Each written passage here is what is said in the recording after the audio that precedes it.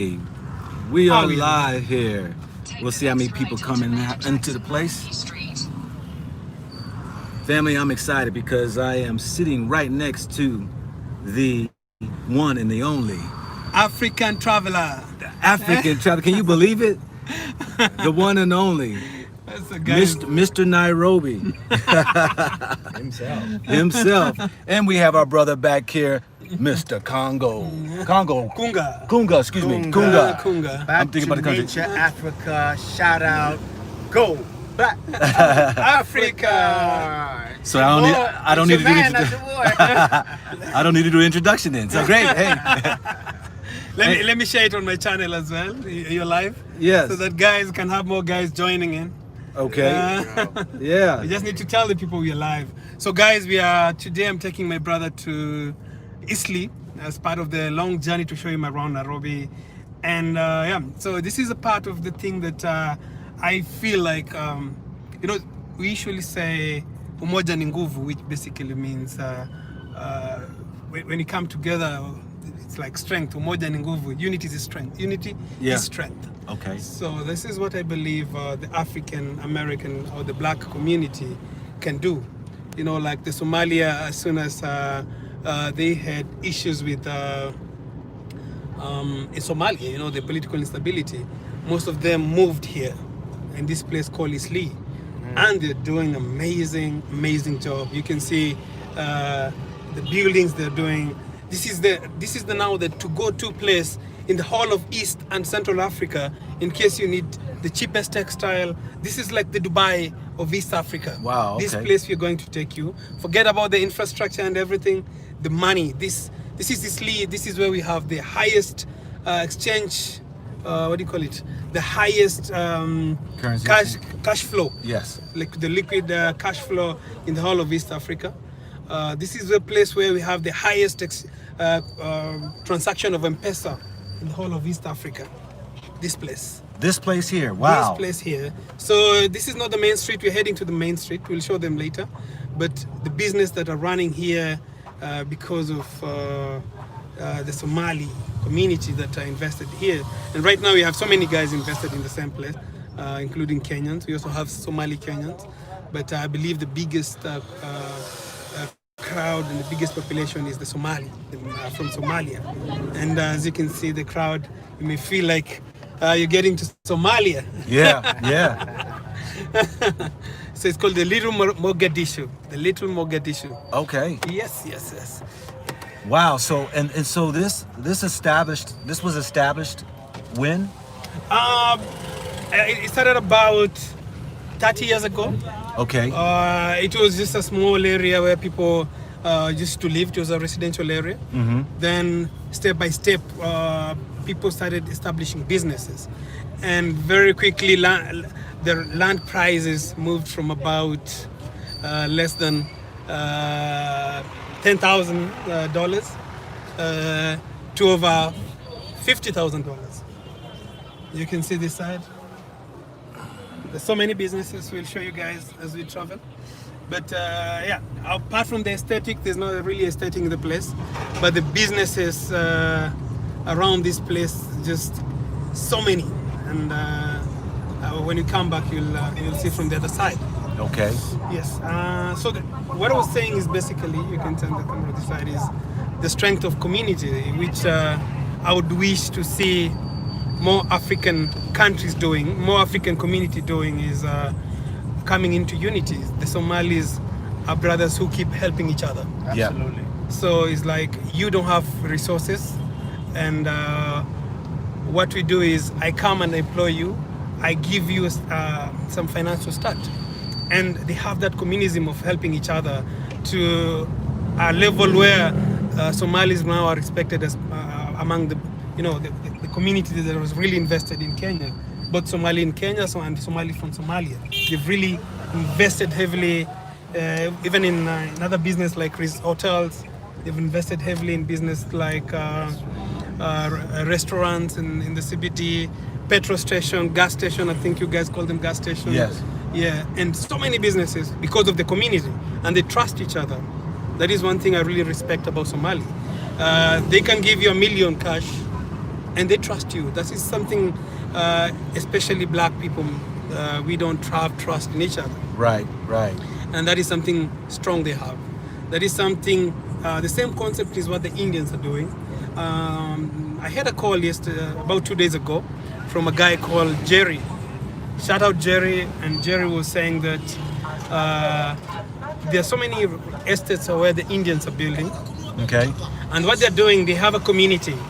So they're building houses which will go for about $2,000 a month, and they charge around the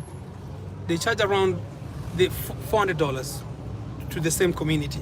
Okay. So, and they keep the rest of the money for investment for other projects, and that is how they're really growing their community. And the same thing you'll find in places like the north coast of Kenya, where you find the Italians, full of Italians. You'll go to the south, you find full of Germans. Yeah. And he was saying, this is something the black community from around the world can come together and come in groups. Yes. And establish something, a niche that they can establish themselves in Africa and in the country at large.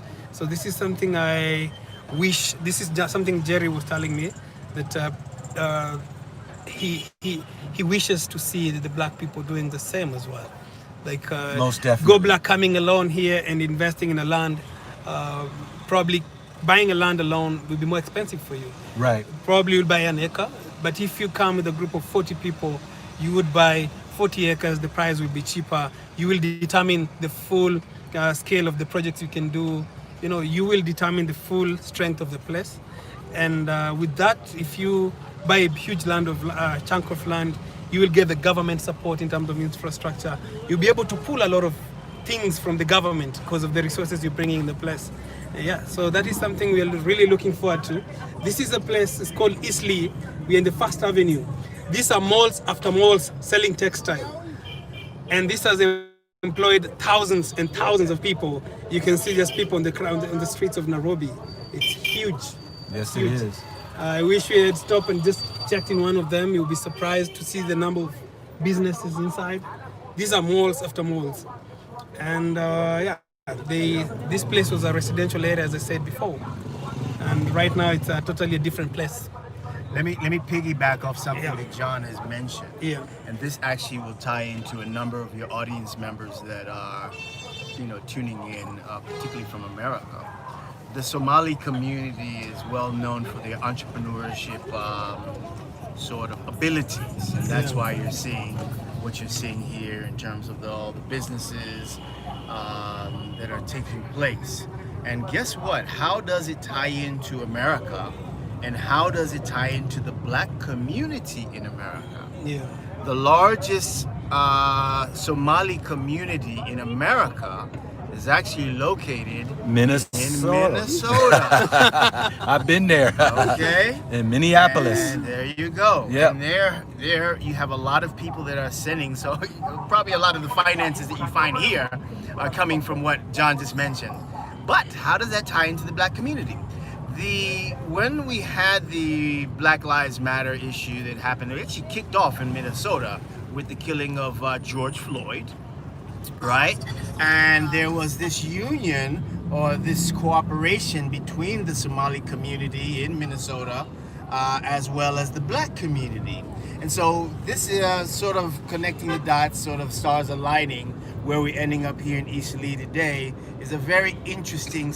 So the world is a little bit smaller than sometimes what we would make it out to be.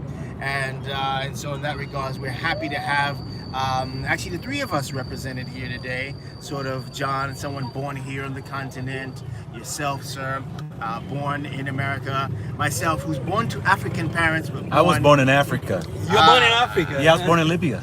Whoa! Yes. Whoa!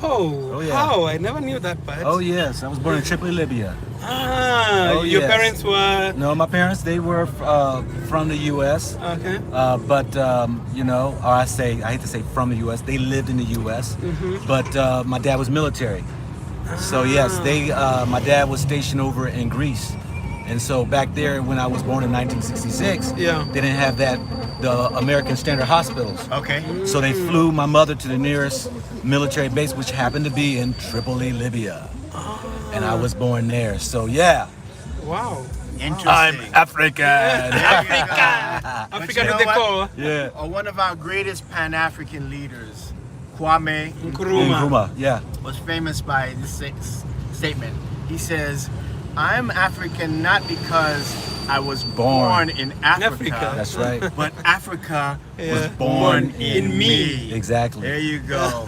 So in that regards, Yes. and a famous colleague of Bob Marley called Peter Tosh Yeah. sang this song called "If You're a Black Man, You're an African." Yeah. Right. Yes. So it's all good. It's all good.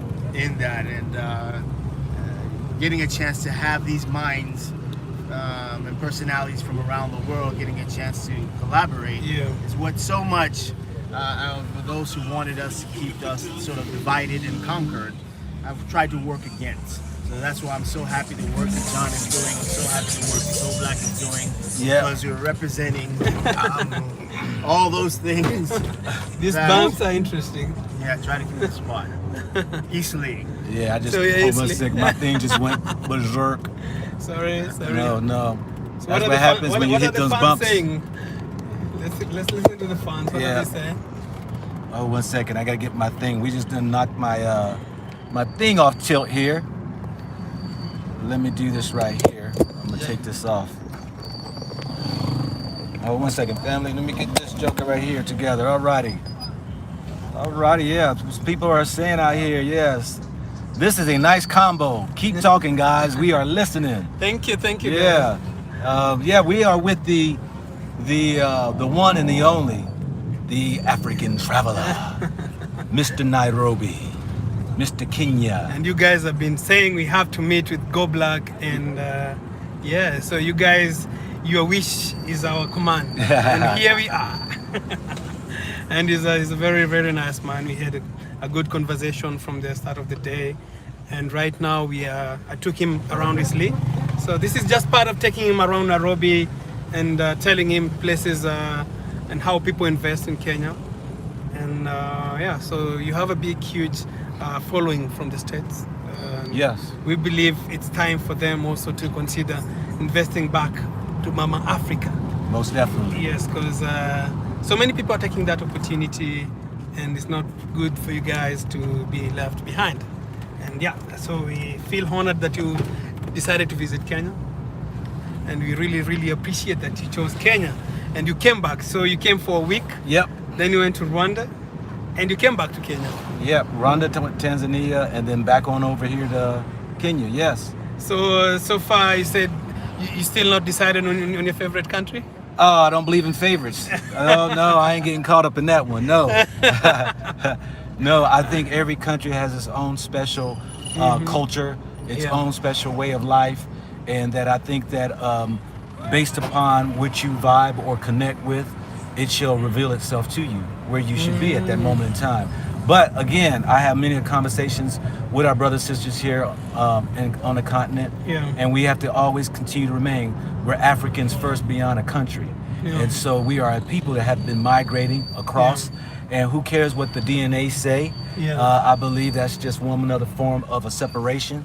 But yet we must reconnect as African, uniting Africa, you know. So you know.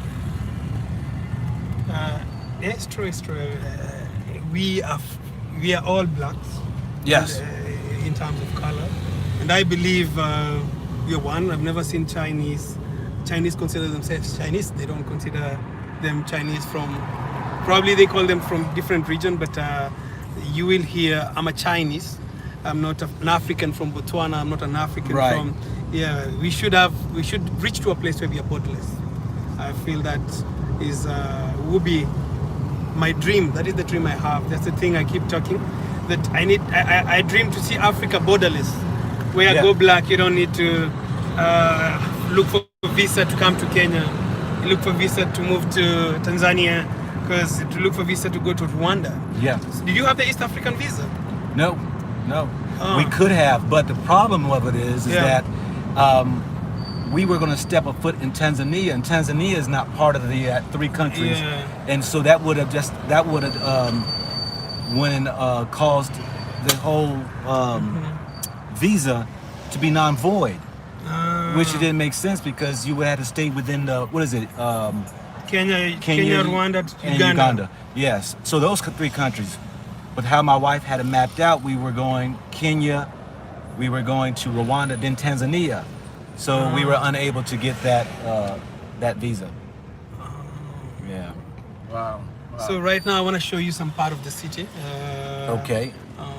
It's, I'm gonna let Kungo Kunga. hold this camera and go ahead, brother, No, and I drop just some stuff on the people while I get no, it together. no problem. I just want to say shout out to all who continue to tune in to the Go Black to Africa channel, brand, lifestyle. I believe that what our brother is doing is very, very important work. I'll ask everyone to continue to support, to like, to comment, to share, hit the notification buttons. We admire how he's able to go live at the drop of a dime and carry that conversation for 1, 2, 3 hours, dropping gems, jewels. I told him he's like a philosopher in that regards. Sort of a philosopher bringing that diaspora as well as the continent together. And so we're very happy. I want you guys to know also he's making tremendous sacrifices. And I know this is part of his vision, his mission, his purpose, and his life right now. But he is sacrificing. He is being brave. He is taking some risks. And so continue to support him. Send him messages of encouragement. Yeah. Send him prayers, well wishes. Need those? Yes. All Yes. good things. And send him some finances too, so he can pay his way and bring you guys more great content and have an opportunity to show you sides and different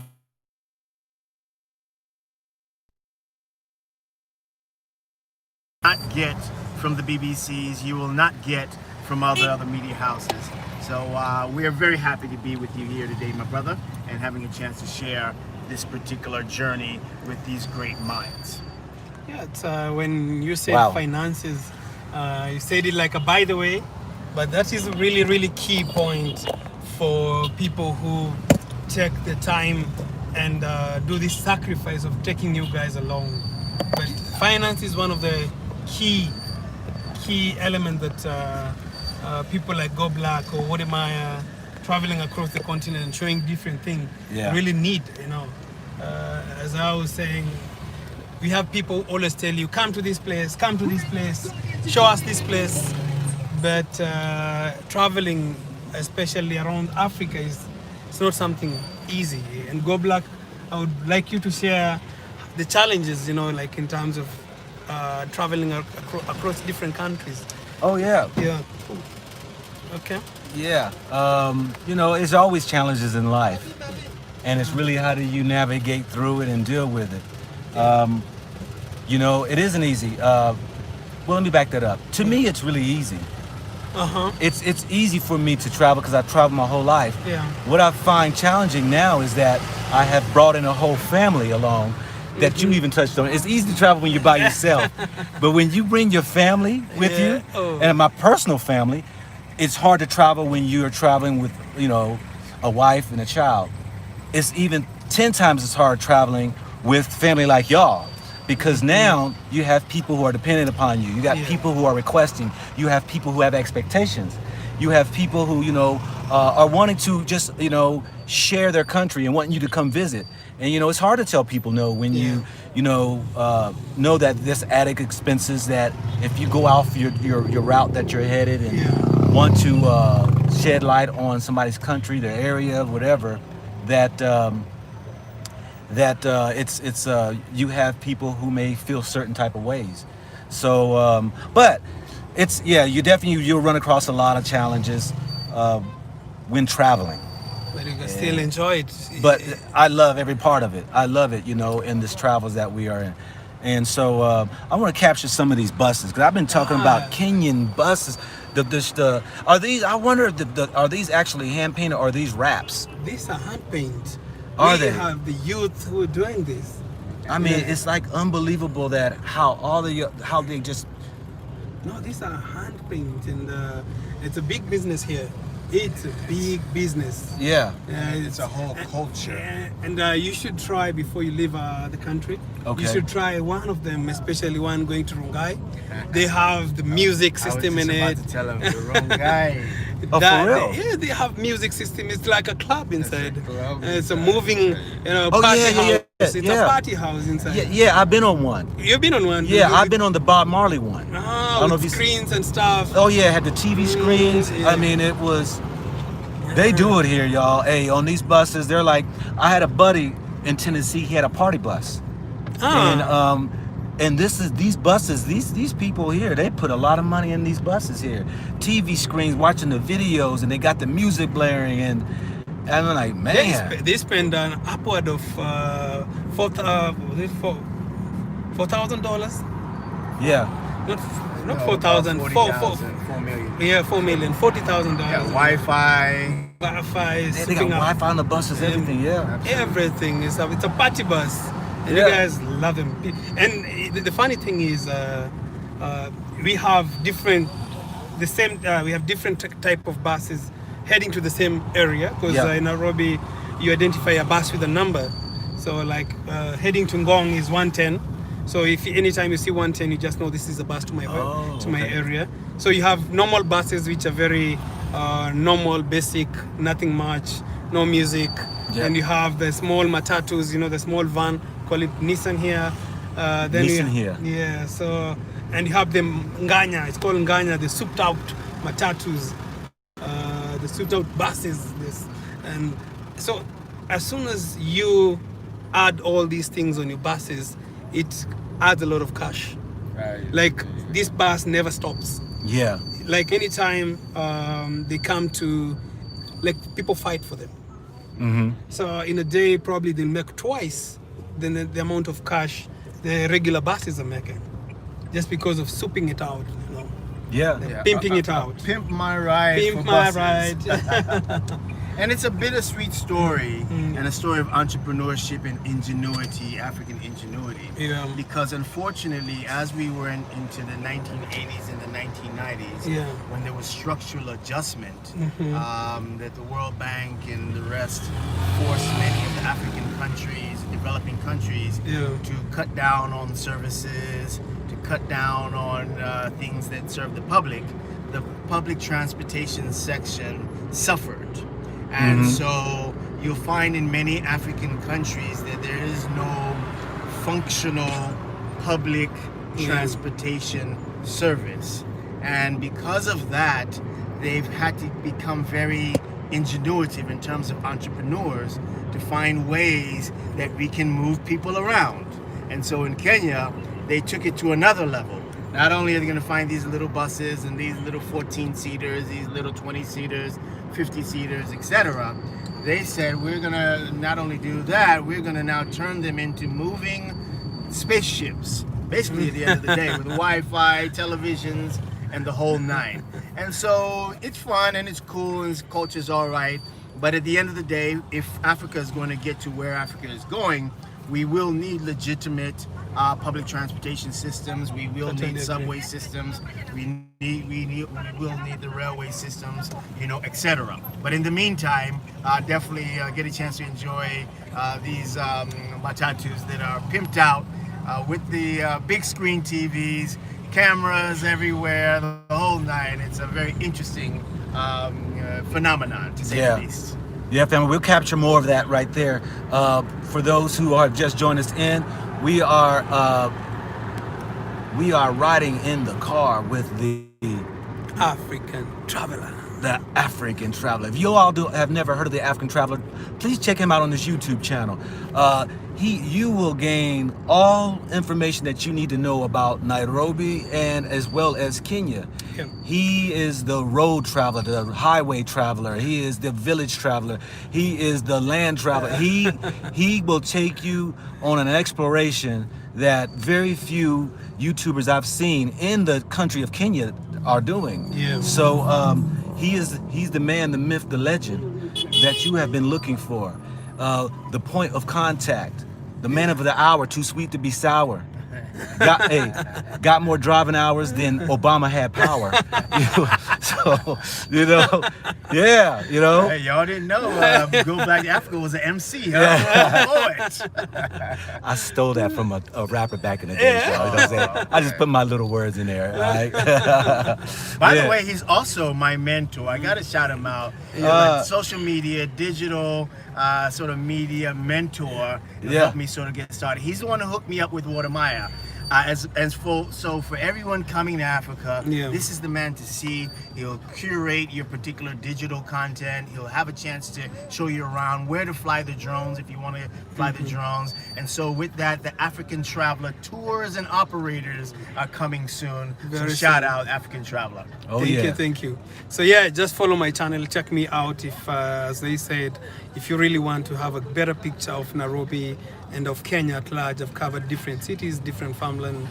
And yeah, it's Danny that is growing. I've met the Uberman. Yeah, the Uberman, and I've met so many brothers from different black brothers from different countries that have visited the continent, and it's always a pleasure for me just reaching out and meeting you guys, getting different story.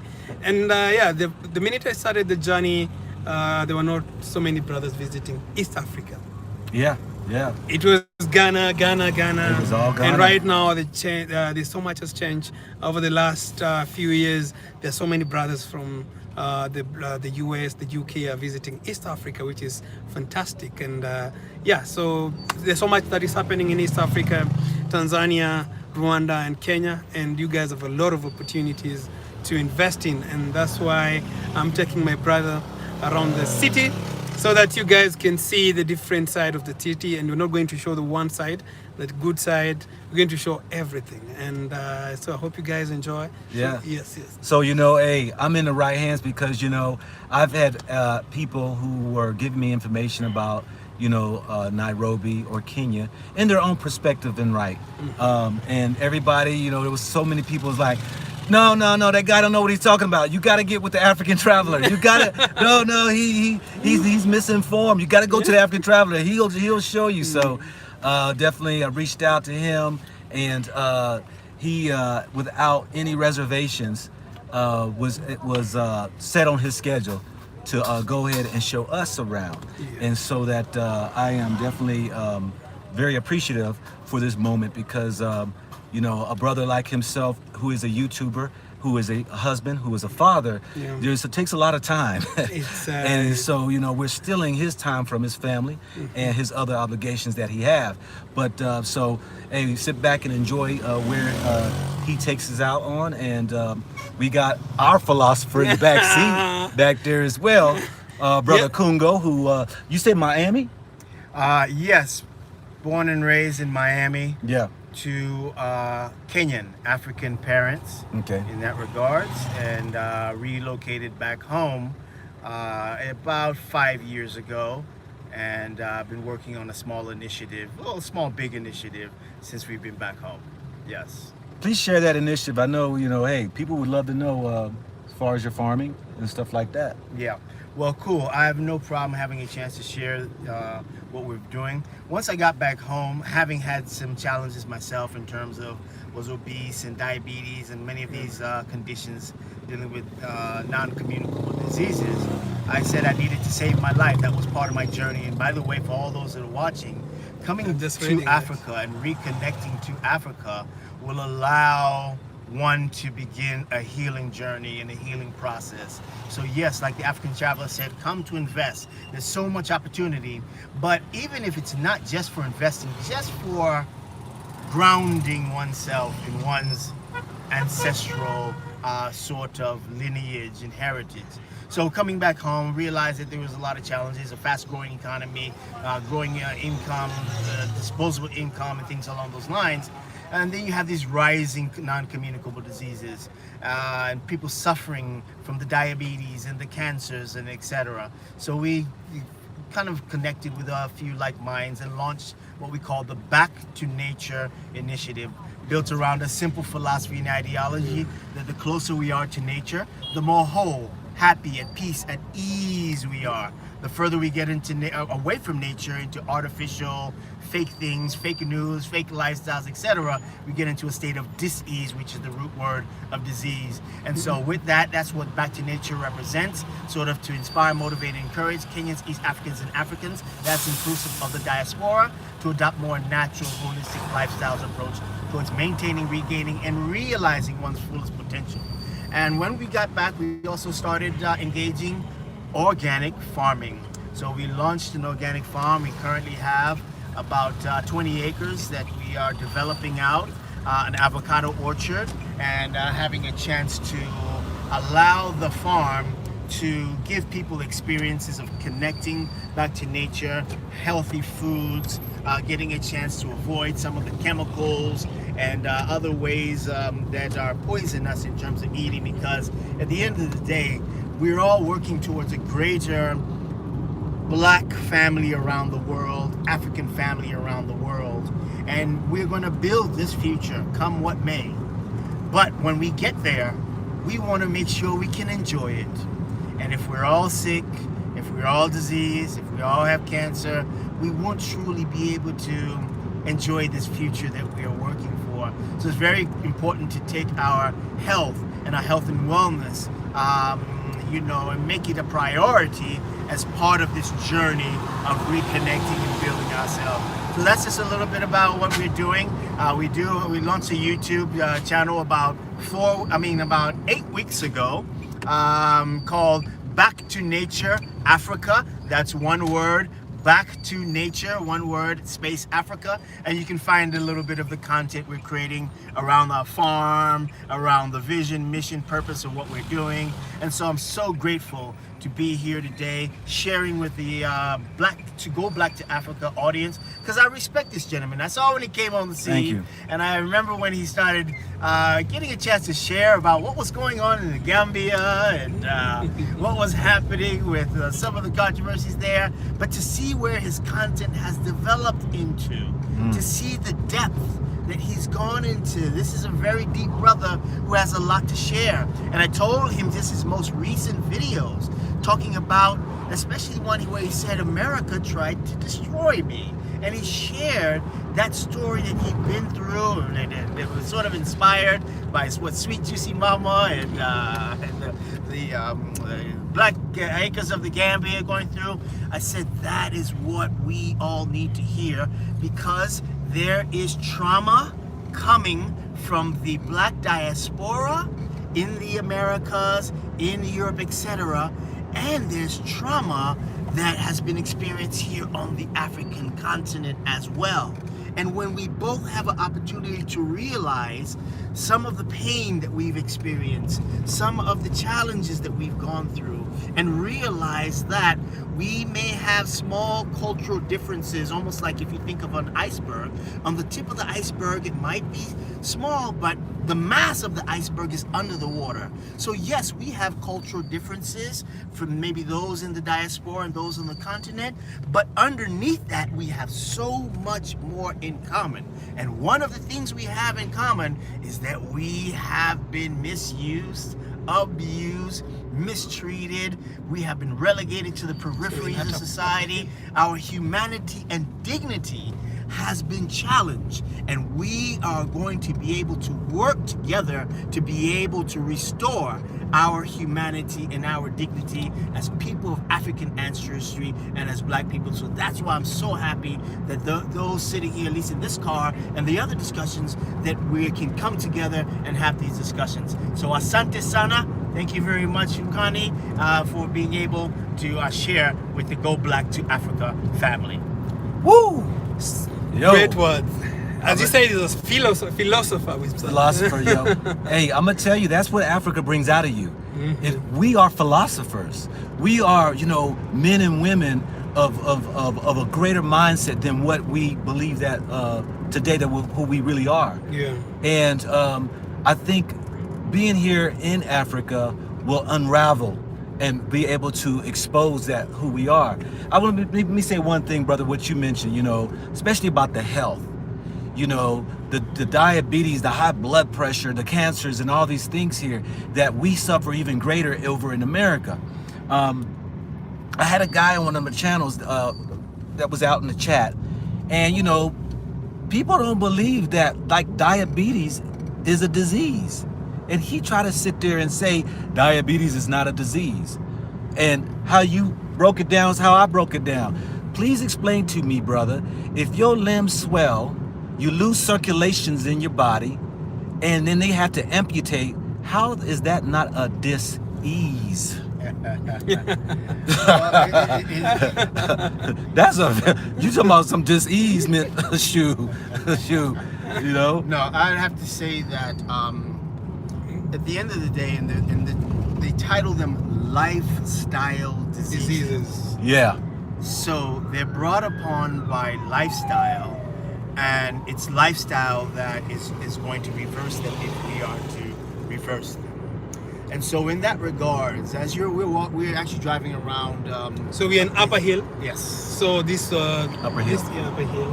Yeah. Before we head to the other side, this was basically a residential area. Yeah. Some years back, and for the last 20 years, it has been transformed into a commercial area, and you find a lot of the insurance building, the banking sector. They build the building. So this is the second tallest building in Africa, you know, and the tallest in Africa, and the tallest in Kenya, you know, East Africa. Because the Britain. That's the second largest building there. Yeah, tallest. Tallest building in Africa. Yeah. It's called the Britain Tower. But Africa is on the change. Africa is changing, and Absolutely. there are so many buildings that are coming up. There are infrastructure that are coming up, and a lot of it actually is happening mostly in the East Africa. A lot of changes in Ethiopia, a lot of changes in Tanzania, a lot of changes in Rwanda. You've been to Rwanda, and I can say to your subscribers that the continent is changing. You know, and the time is to invest is right now.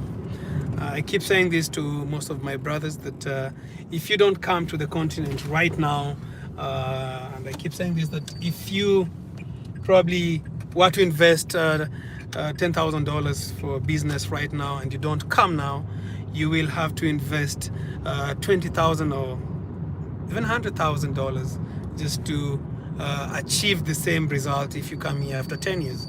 So yeah, Africa is changing, and the time is now. So yeah, within a short time, like within the last 20 years, Nairobi has transformed from, you know, like double, like the investment, properties, prices, and everything has transformed within a very short period of time. Yes. And you can see changes. You've been to Nairobi, you can see it's literally under construction in every side you go. Yes, it is. Yeah, like every street, every move you move, Nairobi is under construction, roads are under construction, people are building real estate. And as I was telling my brother, the Africans need to unite, and that's why I was borrowing. I know Somalis are also black, but some of them, you know, don't accept to be black. But yeah, Stories for another day. Story for another day. But the Somalis have this, you know, unity within the community, whereby they invest in groups. Yeah. They invest as a family. And with that, they've been able to achieve a lot in any country they go to. And this road is newly done. Yeah, so in everything the Somalis are doing right now, they're really, really blessed in different ways because of that, of being working in unity. And it's the same concept you'll find the Indians in Nairobi doing. They go to a place as a family, as a group, and they do tremendous job in terms of investment. And all this is because of the trust. The Indians, the Somalis, what do you call it, the other tribes. There's so many tribes who really excel because of working. They have this trust, and that is something our people need to teach each other, because there's so many as well as families who've invested from abroad, and they invest with their families and relatives, and most of them have been, you know, duped. You know, you've been sending money to Mama Africa, to your sisters and brothers, and you come and there's nothing that has been done to your farm. Right. That is one thing that really discourages our people from investing back to the continent. So yeah, those are the virtues that I hope to see our people with trust. A Somali will give you 1 million because he trusts you. Somali community, and this is something that we should borrow, especially other communities. So no, and John is speaking. He doesn't just speak this, but he practices it. Yes. And so he's been a big blessing even to my own life. Yeah.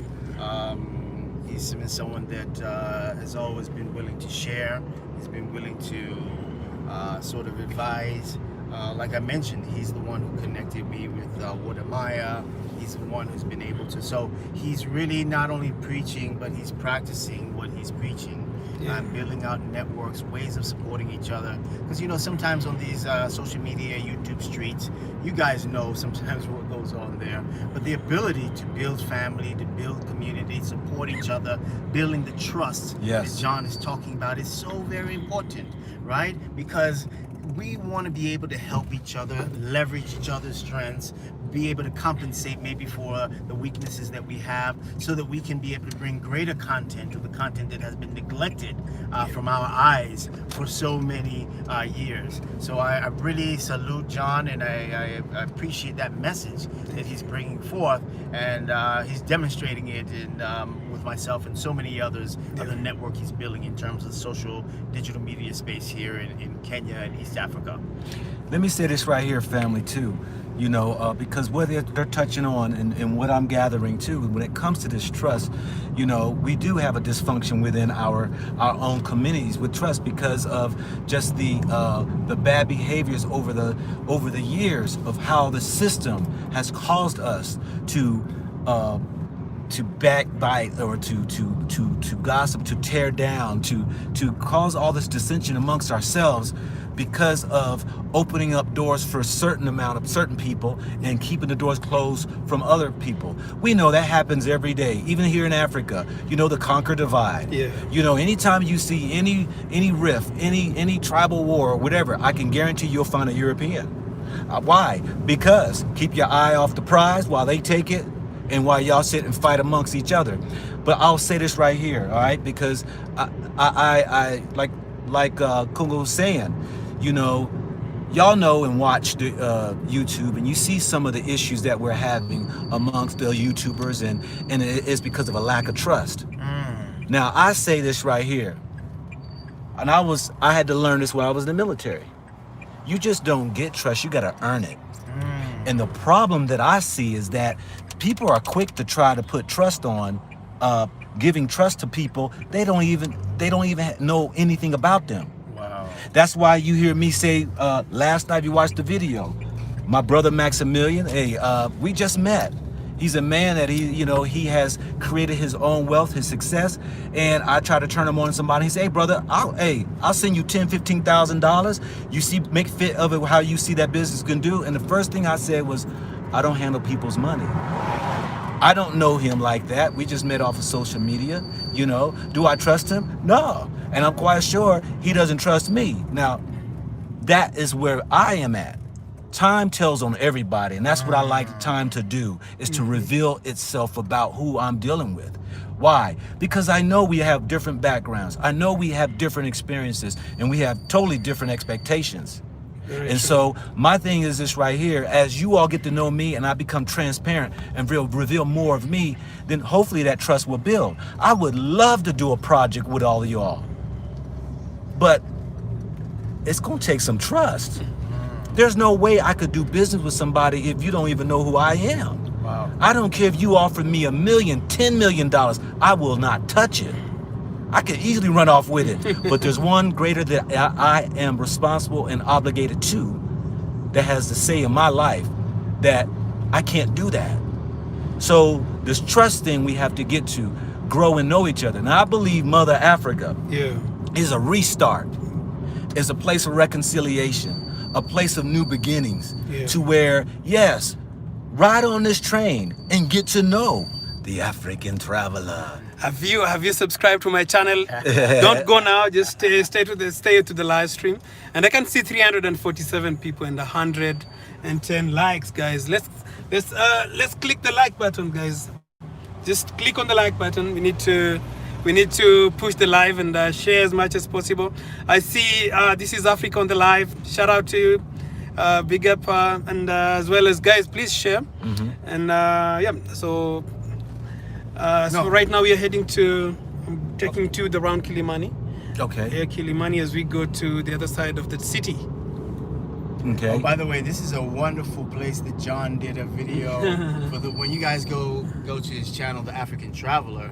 He did a video on the difference between Chinese construction versus Japanese construction. Oh yeah, I saw that. So, this is sort of where the Yes. Japanese starts here. By the way, this is not anything against the Chinese, right? Yeah. You get what you pay for with the Chinese, okay? So in that regards, I think we're broadcasting on an iPhone right now. The Chinese make iPhones, okay? But then at the same time, the Chinese make the junk as well. So you sort of get what you pay for. But nonetheless, John, you did a wonderful job there. We have to become this is not just here in Kenya, but around Africa, better negotiators with our partners, international partners, the Chinese, etc. And so in that regards, make sure you watch that video around, and just so you know that we're on that road right now. Yeah. It's an interesting road. But I do want to have something small to say on the trust factor. Sure. This is very, very, very important. And thank you, Mr. Go Black to Africa, for bringing this particular subject matter up. I think you piggybacking off what John mentioned. Yeah. And trust is built over time. Trust does not happen overnight. And that's why I think the work that's being done in terms of, particularly with social media, YouTube and the rest, with those in the diaspora, connecting with the continent, is so very important work. And that's why it should not be taken lightly, or it should not be joked around with, because at the end of the day, what we're striving to do here is build up the trust that was broken down through so many centuries of all those who never had African interests at heart. And so in that regards, us getting a chance to connect here today and looking forward to building this relationship over the next month, 6 months, a year, and many years and decades to come is what is important. And time reveals, Bob Marley's song, this wonderful song, right? Yeah. Only time will tell in that sense. And so that is very important that you brought that up. And I'll ask all those that are YouTubers that are out there to really consider that, yes, if you're just making frivolous videos, that's okay. But when you talk about this work of connecting the diaspora with the continent, that's some serious work. Now, we can have fun at it, we can enjoy ourselves at doing it, but underlying it, it's a very serious work that many, many, many civilizations, cultures have worked so long to keep us apart because it has been so profitable to their civilizations, right? We have built up as African people, black people, many countries, many civilizations, etc.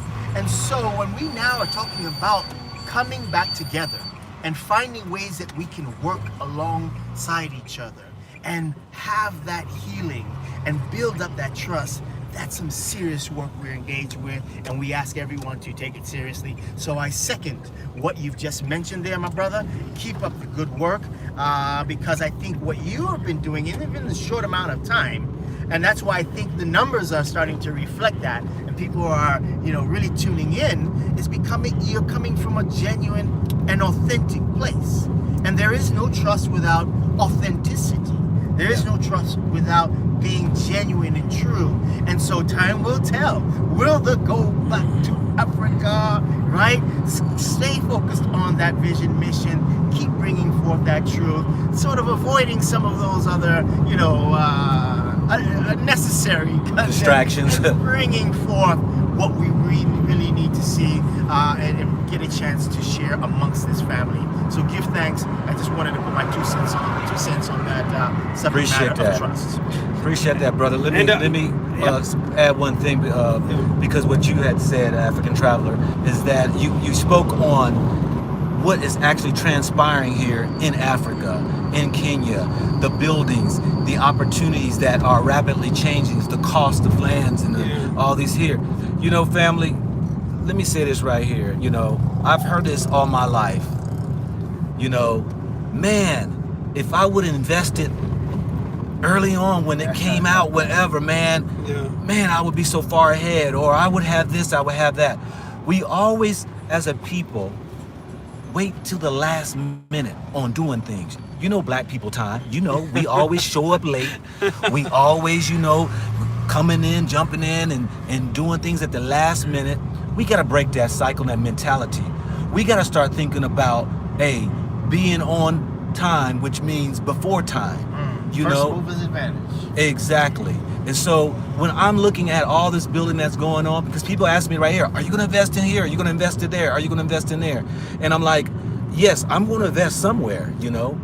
I'm one who tries to do as least much as research as I can. Now, I try to ease people's their minds and stuff and say, hey, hold up. Land will always be here. Land ain't going nowhere. So don't haphazardly go and try to buy something because you think it's going to go away. No, just do your homework. Go ahead. Consider the costs. Make sure that you know, hey, you've done your due diligence, and then act on it, okay? So, yes, African Traveler is showing and sharing all that is going on, and Africa is rapidly moving. And what I do not want our family across the diaspora who have an interest to come be always in the back seat. We always last in every doggone thing. We always the one now on the outskirts while everybody else taking advantage.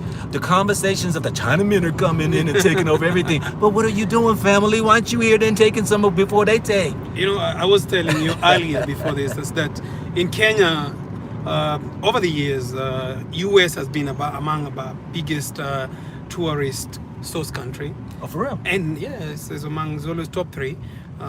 China came, I told you, from 10 years ago, from not even top 20 to right now around top 5. And you can see the investment they're doing. You know, it's the same thing that the UK, the US, and let me just get back to the US. So you have the US about, if we have 200,000 visitors from the US, about 98% are white. And as I told you earlier, we have a big population of the white community in Kenya as well. And most of them came as tourists, some came as ambassadors, and they never leave. They've invested here. And most of you, sometimes you complain, oh, your country is being taken by the whites and stuff. But these guys didn't plan to invest in the country. They visited and they connected. And that is the thing I'm encouraging my brothers and sisters around the world. Visit the continent. You guys follow everything from the mainstream media, and you don't know what is happening on the ground. And due to this, some people will never allow you to know what the continent holds. So the continent is waking up. The Chinese started investing like crazy. As I was telling my brother, if you go to Kilimani, you will find the Chinatowns. If you go, they're building, they're coming in as tourists, they're coming in as investors. And if our brothers don't come now, because Africa will not deny the Chinese or the whites from investing in it. Yeah. It's like, we have a gap and we need investors. So if by the time our black community realizes this, as I was saying earlier, the amount of investment, the initial investment or capital that we would have invested in the initial plan would be on another level. Yes. Yeah, and if you invest now, the returns on investment by then will be also higher because you're growing with the economy. The economy of Africa is the fastest growing in the world. So this is the best time for you guys to come. And I'm not telling you to come and invest immediately. Right. Visit Ghana, visit Gambia, visit Tanzania, visit South Africa, and you will know you will learn with time the country that you will connect with.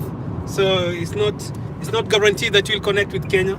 Probably most of you are planning to go to Ghana, but as soon as you try probably Tanzania, you will feel Ghana wasn't your calling. So you may connect with a different country. So yeah, don't set your mind unless there are very few people who have that calling. Like I feel my calling is to Ghana, to Gambia. But you have this huge number of people who are not certain of where to go to. So with that, I usually tell them, visit different country before making that step.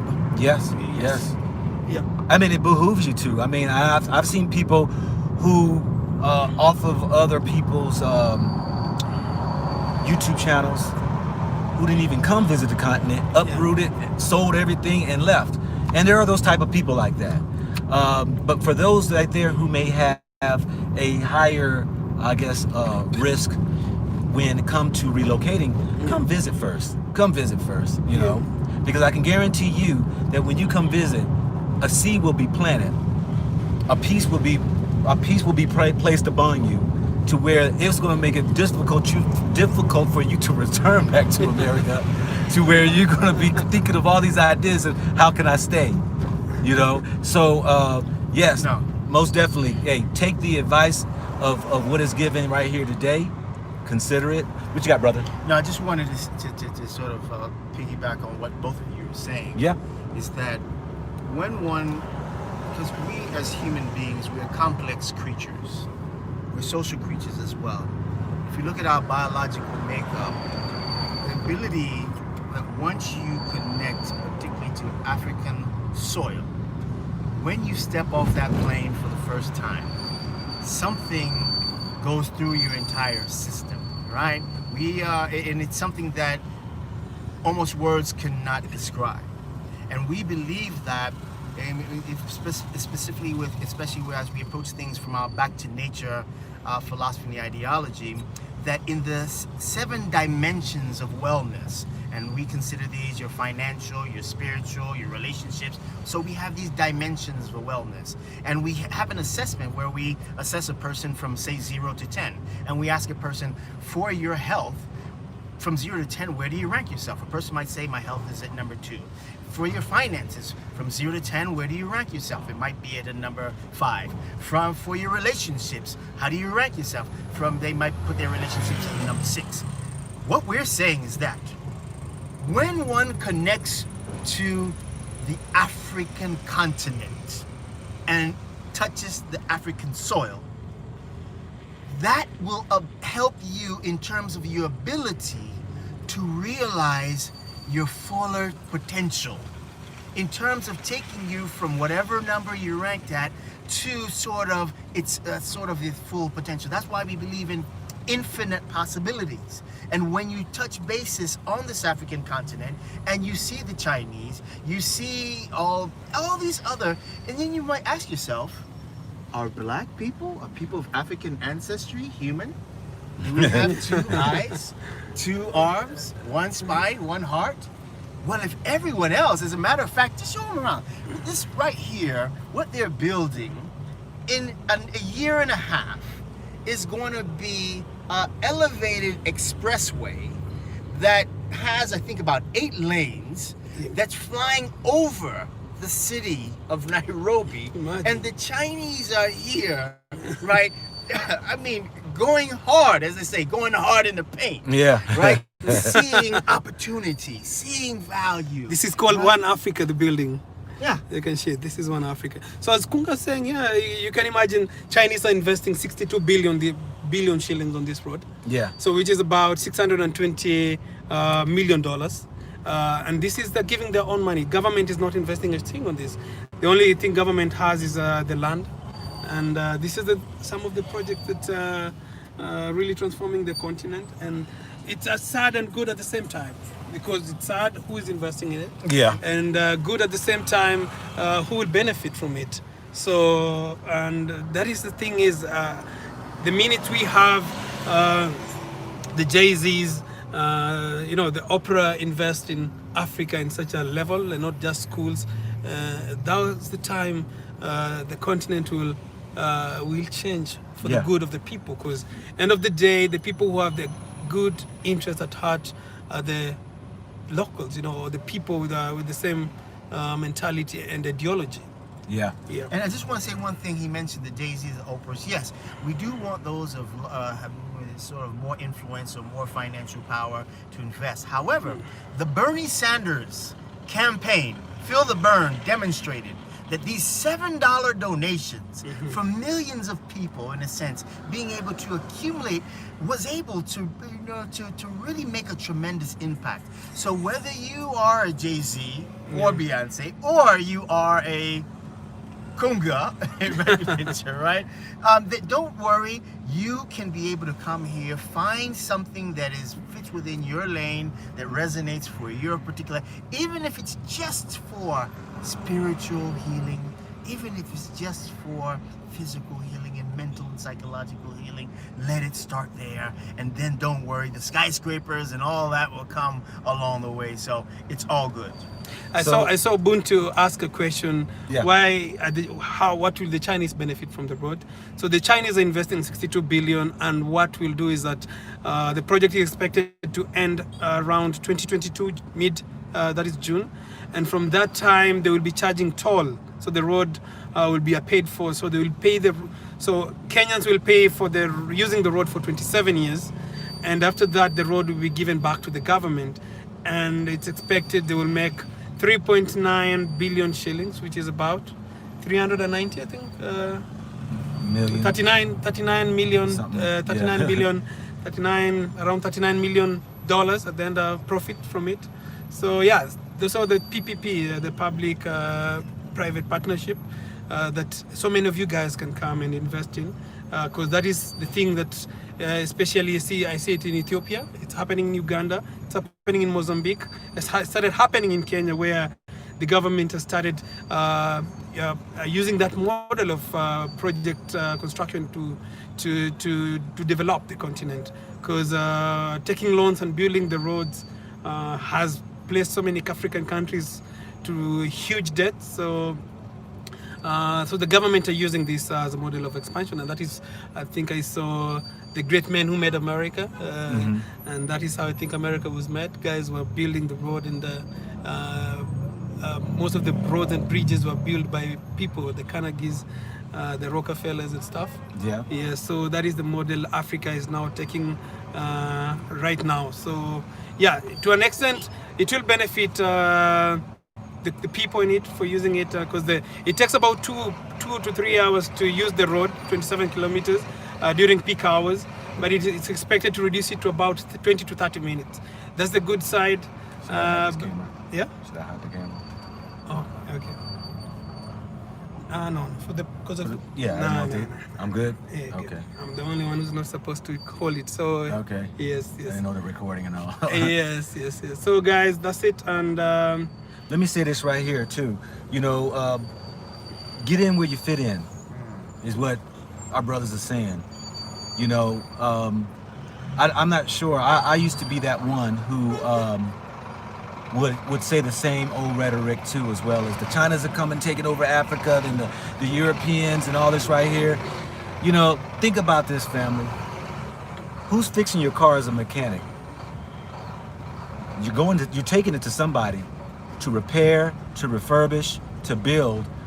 And I believe that we should have a global connection without, outside of just one country's, because it actually makes you stronger. Now, I might object to the fact of that, you're gonna, if you default on some loans, it falls in the hands of the Chinese. Yeah, the Chinese. That is not the negative I side. totally disagree with that one. Now it's like I would have to come up with a different way of, if you're gonna loan me money, you're not gonna take over, take over some of our, whether it's natural resources or our power plants or our ports, or these are very important infrastructures that one should never give up. So, but there are those who have the means, who have the technology, who have the equipment to be able to come and help and assist to build things that you may not be equipped in building. And so sometimes, you need to reach out to be able to bring your economy forward. That may be outside help or assistance. Yeah. And that's all good. But the question of it is that as we sit here and point fingers at who's coming in to take over, where are you? What are you doing? What are you doing? What are you doing? And what are you doing for your country? So what I can add is that if you go back to history, like I'll give you an example. What made America great was not because Americans used one race. It's because America took lots of black people, took up lots of the white people, and it was developed by different races. What developed Dubai? Dubai was rich even before Dubai became Dubai, but it didn't have the level of infrastructure until it allowed everyone to come in. And that is when Dubai changed. China was a communist country, and what changed China is because they made their production cost very cheap, and in that it attracted a lot of investors, especially from the US. And right now China is one of the countries that are doing well. So it's the same thing that in Africa, for us to develop, it's very hard to find a country that developed without the external communities. That's why the US could never be US until they had to take the black people from Africa to make it great. So Dubai will never have been Dubai until the Indians, the Pakistanis, and people from different countries from the world. Because Dubai, the Emiratis are not doing so much work. No, they're not. The Dubai economy is pushed by foreigners and expatriates. So it's the same thing in Africa. Yeah, the worker bees. So in Africa, it's to some extent still the same. We may have a very rich continent. We may have resources, but we will need to grow. We may have to let people in to help us. But the problem with Africa is our policy are not meant to grow the continent, to grow itself. That is where the issue is. The system in place, does not really benefit the continent to some extent. And those are the policy that we need to look into, so that we make sure if we do minerals, we do all the extractions, we ensure that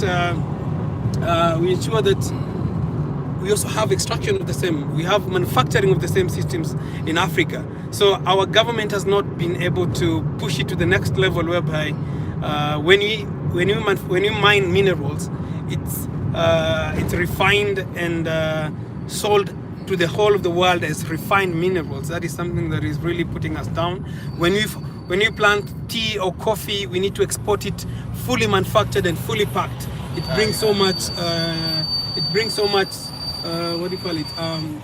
Profitability. Yes. Because right now, what Africa is doing is that we are doing a lot of mineral resources, mining, extraction, and we have a lot of we do a lot of exporting of horticulture and crops across the world, but we export it raw, and we end up importing it. It's like you export cocoa in raw, and you import chocolate, the Ferrero and the Kinder at a way pricey. So what we need is better leadership, and to ensure that Africa work as a unit. Because what happens right now in Africa is you find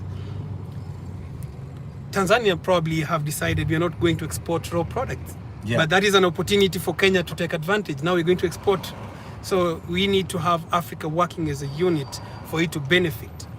Like when we decided we're not going to export raw gold, we are the biggest producer of gold in the world, but we are not the biggest refiners of gold. Exactly. We are the biggest exporter of probably cocoa, but we're not the biggest exporter of chocolates. We in fact import a lot of chocolate.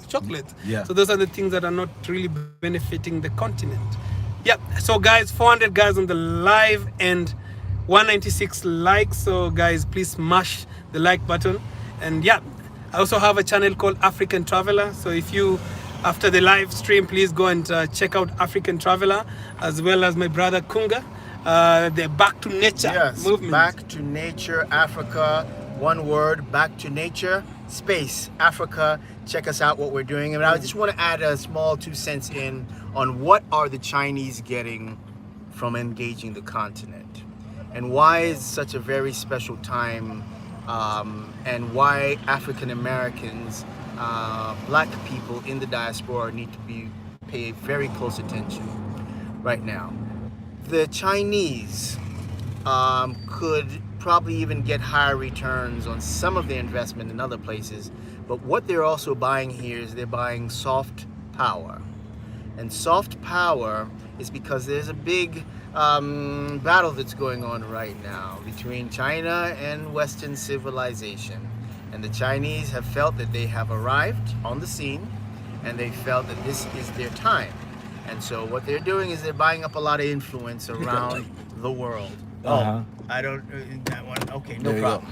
around the world. And one of the big sort of grounds with that this competition is taking place is on the African continent. What that does though is this.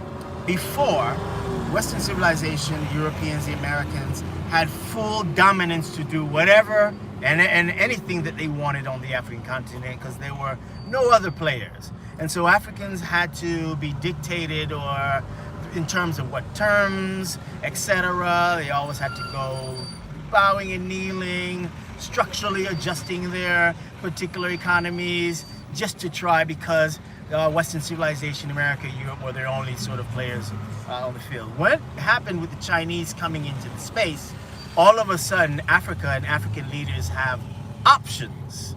And as you know, once you have options, sometimes the games change. Now, the options allow for space for much creativity and innovation to happen on all sides. And that is including for players such as the Black community in Britain, the Black community in America, the Black community in South America, to say that now that the Chinese are here and they're competing with the Europeans, and particularly Western civilization, it opens up space that did not exist for other entities and other parties in that regards. And so, and particularly I think you had a video in terms of, and you talked about the topic of the power and the leverage of having an American passport. And while that passport still has leverage, by the way, because as you see with some of the developments that are happening in America and, you know, coups and stuff like that,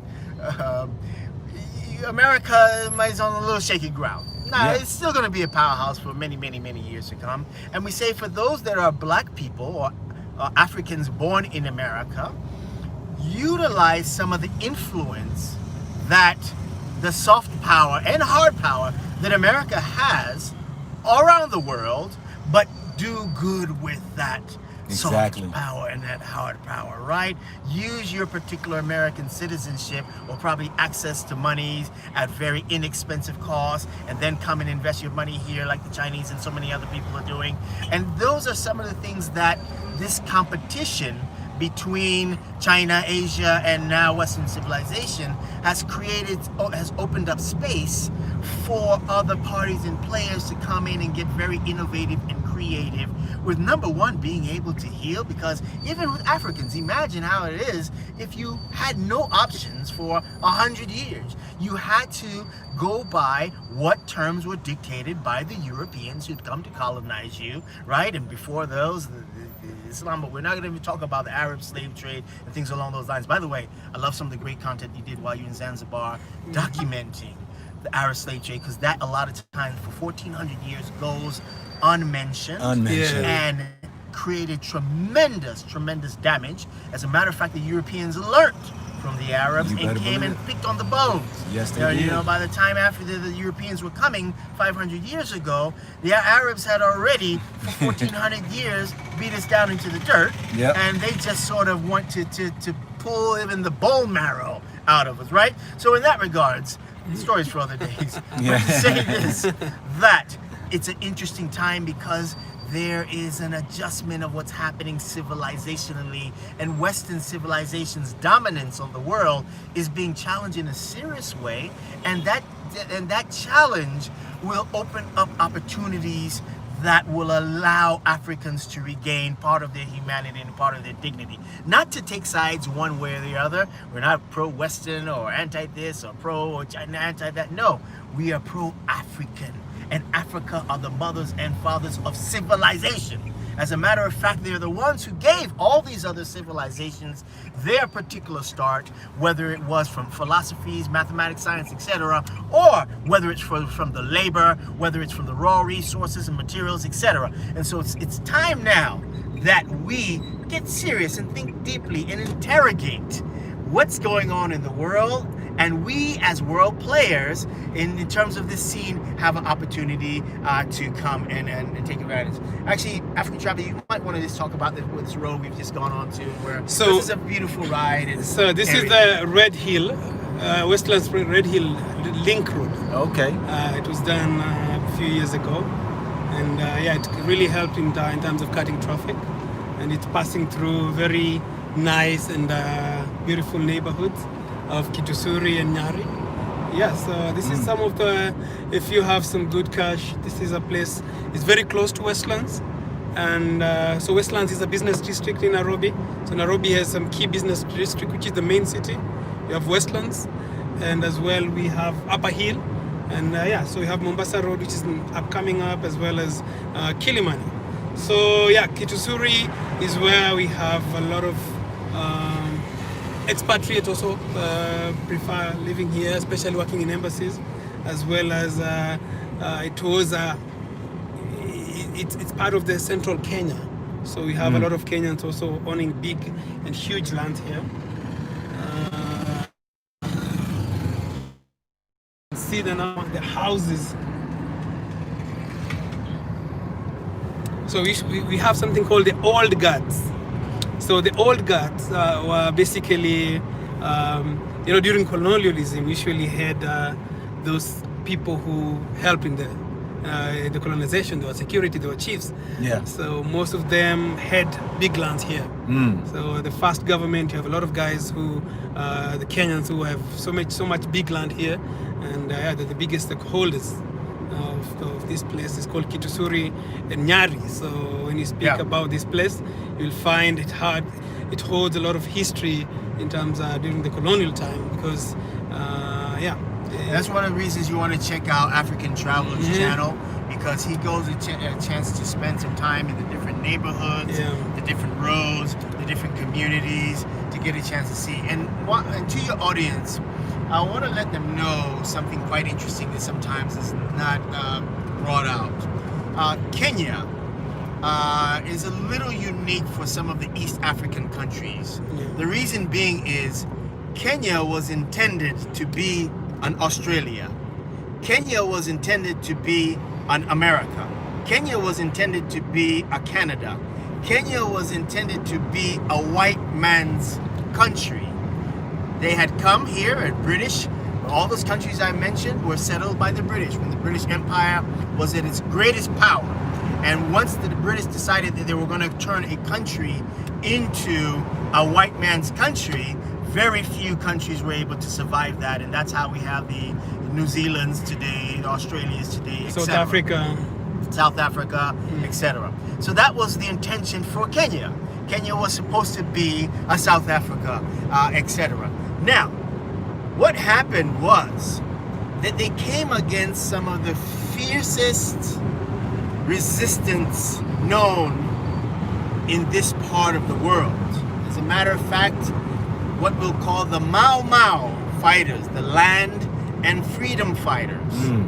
And they went to war in a very, very interesting way that forced the British hand and allowed Kenya not to fall into the trap that many of these other countries that I mentioned about. So a lot of times people say, wow, when we come to Kenya, they're a little bit more aggressive than you find them in Tanzania or they're in Uganda, etc. And the reason is that you find a lot of this aggression because those ethnic groups here, particularly the Kikuyu, but all ethnic groups contributed to the freedom fight, had to fight tooth nail. They had to spill blood, shedding tears, life given in order to keep this country in hands of African people, right? They had to tap into who they were, devise very innovative, creative ways to mobilize the population. And so one of the things you might hear about is the oath of the Mau Mau. And what those leaders of that movement figured out is that African people, primarily in this part of the world, East Central Africa, they're made up of subsects of an ethnic group called the Bantus. And the Bantu people, or if those who might know Ba in the Nile Valley civilization, Ba means the spirit, and Untu means a person, right? And so most of the people, and by the way, the Bantus make up about 60% of the population on the entire African continent and all African people. Most likely, if you're watching us here and you're a person who's considered black, your ancestry fits within this Bantu subsect of ethnicity.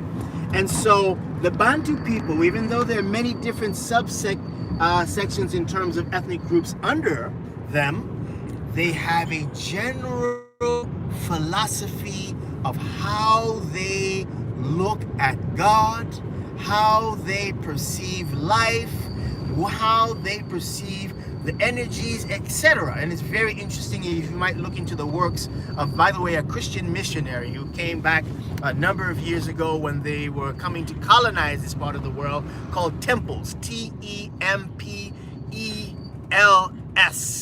And he came, and what he did, which is quite interesting, is because just like other of these so-called people that were coming to learn this land so that the people with the guns could come, they had to come and create maps of hills, maps of the valleys, etc.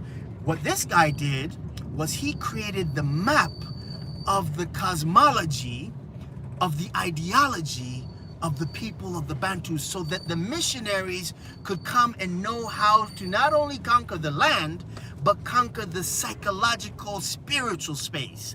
And what he discovered in that is that even though you had hundreds of these Bantu ethnic groups, they have small differences on the surface. They have a general ideological, philosophical perspective that replicates itself in the different particular ethnic groups. And so what the Mau Mau did was very interesting, is they understood the makeup of this Bantu philosophy and ideology, and they created an oath. And they had, and this is, we're talking about getting on code, and you guys know the ADOS right now, and what's happening, Tariq Nasheed and the rest, getting on code. Yeah. What they did was get an entire group of people on code and made them fear the code they created. They called it an oath. And they made the people fear the oath more than they did the oppressor. And so much so that the British had to round up an entire community, men, women, children, and put them in concentration camps. There's a professor at Harvard, she called Caroline Elkins, wrote this book called The British Gulag, right? Where she talks about, yes, it wasn't just the Germans in Namibia that had these concentration camps. No, the British here in Kenya had concentration because they could not break the oath built upon Bantu philosophy and ideology that the freedom fighters created and sort of hacked into how we thought, and that they had, and that is what sort of saved this part of the world from falling into becoming a South Africa, falling into becoming another. So I'm sorry I went on this long. No. Guys are loving your history. Now people have said, man, you ought to be a teacher, man, teaching Kunga the children. is a philosopher. Yes, so no, brother, don't apologize, man, for being long-winded, because hey, long wind, man, hey, brings a whole lot of oxygen, which brings life. So it wakes people up. So don't apologize for that. Yes, we appreciate that. Hey, that was a lot of information, but I'm quite sure it brought a lot of clarity as far as for me and understanding a lot of things, brother, that you spoke about.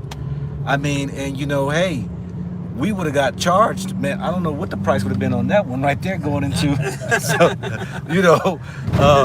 and all that right Charge there. it to the game. There you go. Or should I send you the bill for it? Hey, there you go. I'll send you subscribers and all the ones. Oh no, the price is come to Back to Nature Africa. Back to Nature, one word, space Africa YouTube channel. Subscribe. That's the only price for any of these lessons. And we'll be sharing so much more. And so that's what happens, by the way, when you get into the fellowship of people of the caliber of Go Back to It's your man, not your boy. Right? And the African traveler, right? And we start to vibe on these higher frequencies and energies and start to share these stories. Like you said, a lot of times people in Africa don't understand the journey that those Africans in the diaspora have gone through, the pains and the struggles, right? And we need to let our brothers and sisters know that the survival that African or black people that have just been able to survive in America, in the Americas, is a miracle. Yeah. And then when those in the diaspora find out that the survival that we've gone through also, the Africans on the continent, that's we're riding around in these places. Trust me, my brother, these places that we're riding in right now, African people that look like you and I were not meant to be here. Exactly. Right? This was meant to be a white man's country in that regard.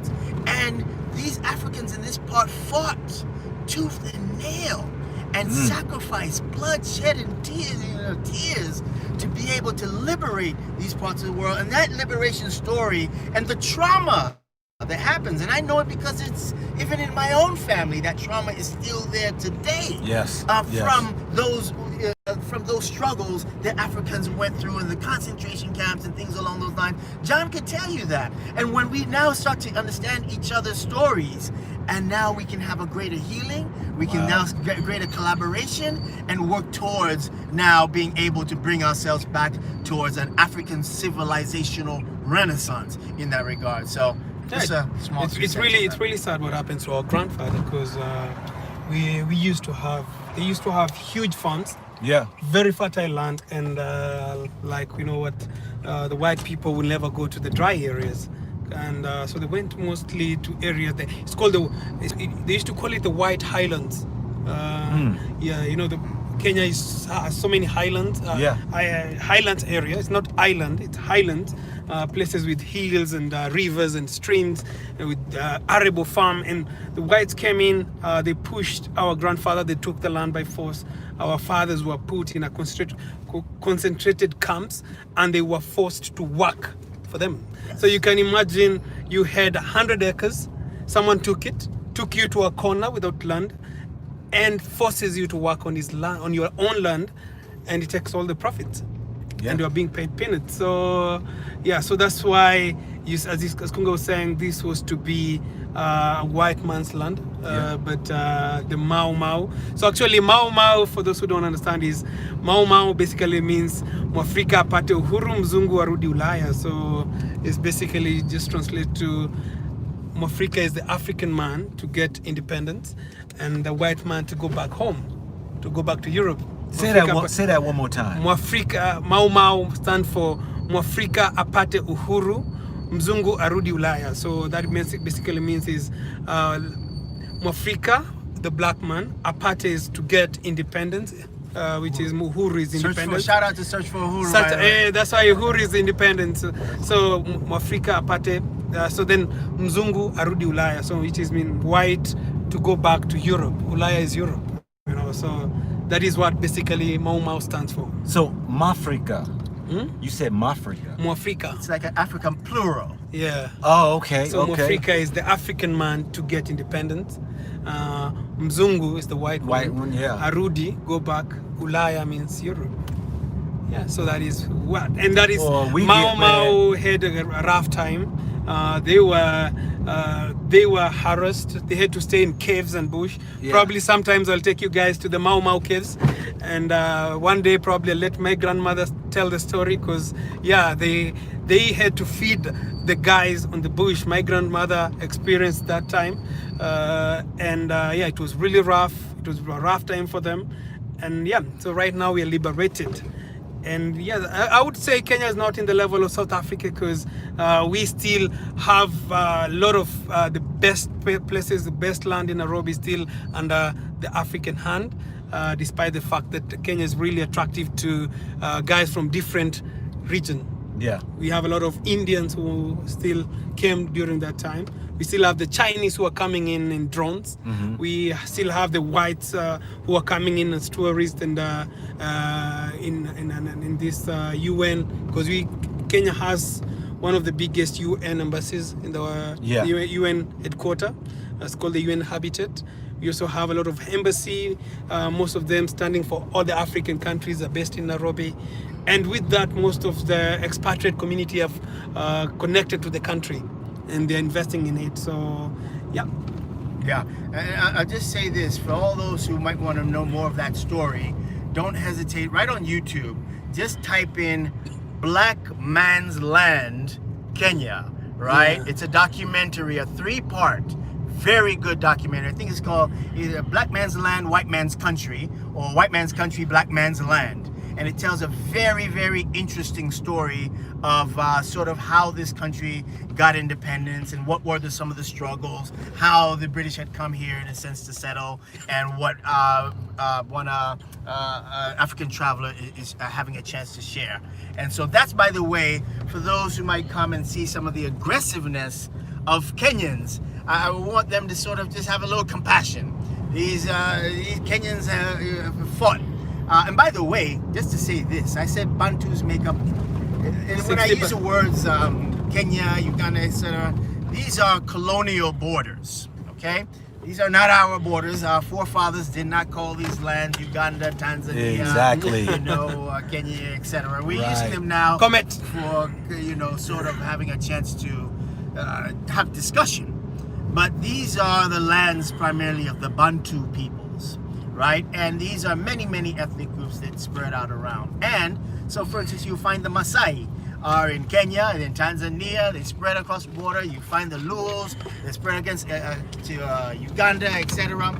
And these struggles that you find, at least why you might find the people in the borders of Kenya today a little bit more aggressive, is because of some of these struggles. And you'll find this is the same thing. So in Tanzania was colonized at the time by the Germans, right? And the Germans were not as powerful as the British, and how they ran their colonies were a little bit. And so you find sometimes that the makeup of these different African countries take on certain sort of characteristics of the countries that sort of colonized, because we're only 50, 60 years out of colonization.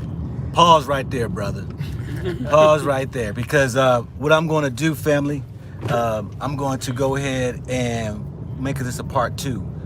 Sit back right here, give me 2 minutes, and we're going to shift right back on live again, okay? Because I'm going to put some minutes on this right here before we run out. All right, so we'll be back in 2 minutes. Chime back in, all right? Because this is some great history lessons about Kenya, Nairobi, the Mau Mau. I mean, the developments that's happening. I mean, man, are we getting a wealth of knowledge from these brothers sitting up here. Because I'm sitting here, for those who just came in, we are with the most famous world traveler in Kenya, the man, the myth. As we go for the short break, please go and subscribe to African Traveler, as well as Back to Nature. Back to Nature, Africa. Back to Nature, Back Africa. to Nature, one word, space, Africa. We appreciate you showing us some love, coming over, subscribe. And obviously to my digital mentor here, African Traveler. Yes, we'll be back in a minute, family. Peace.